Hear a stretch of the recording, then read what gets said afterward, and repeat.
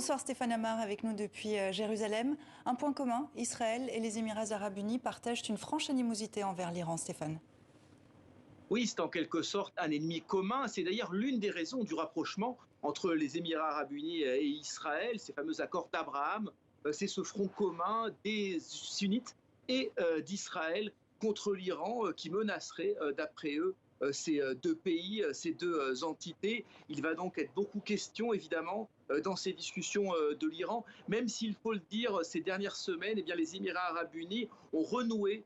Ils n'avaient pas de lien depuis des années avec la République islamique, mais ils ont renoué avec l'Iran pour essayer de trouver une issue diplomatique. Mais on l'a redit encore aujourd'hui en Israël, une solution militaire n'est pas exclue. Et dans cette optique, eh bien, il y a fort à parier qu'il y aura une alliance stratégique entre ces monarchies pétrolières du Golfe et Israël.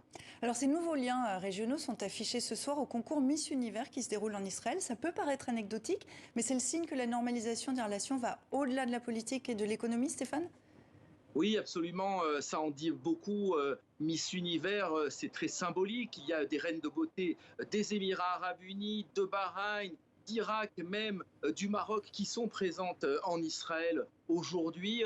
La plupart d'ailleurs de ces jeunes femmes disent beaucoup de bien de l'État hébreu. Et ça, évidemment, c'est une révolution parce que si l'on compare avec la paix avec l'Égypte, qui a été conclue à la fin des années 70, début des années 80, ou même avec la paix avec la Jordanie, qui a été conclue en 94, eh bien, on n'est pas du tout dans la même atmosphère, pas du tout dans le même esprit. Ce sont des paix très froides qui se limitent à une coopération essentiellement stratégique. Alors que là, eh bien, il y a ce volet culturel, il y a un volet académique avec des universités qui échangent des étudiants, il y a un volet touristique avec des milliers d'Israéliens qui se rendent à Dubaï. Bref, c'est une paix véritable, une paix chaleureuse entre Israël et ces pays du Golfe avec qui la paix a été conclue l'an dernier.